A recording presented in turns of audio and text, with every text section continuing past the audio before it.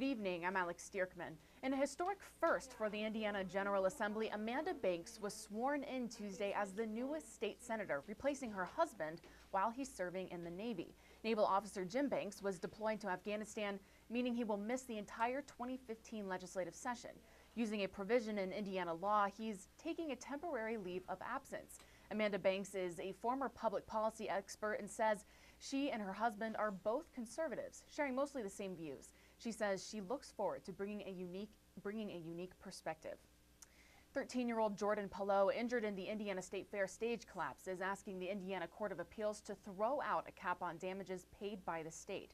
Indiana law limits what a person can collect in damages to $700,000.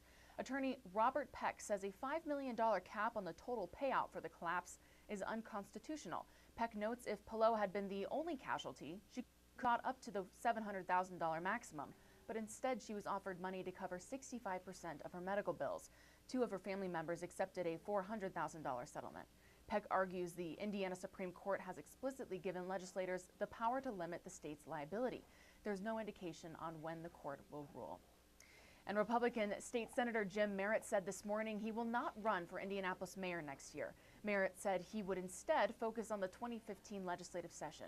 Merritt is the majority caucus chair for state Republicans. Former U.S. Attorney Joe Ogset is the only Democrat mayoral candidate so far, after State Representative Ed Delaney withdrew his name for consideration. And here's a look at tonight's weather. It will be cloudy and a chance of flurries with lows around 29 degrees. And here's a look at the 5-day forecast. Mostly cloudy on Wednesday, 35 degrees is the high, 34 degrees is the high on Thursday, and mostly cloudy, and a 20% chance of snow on Friday.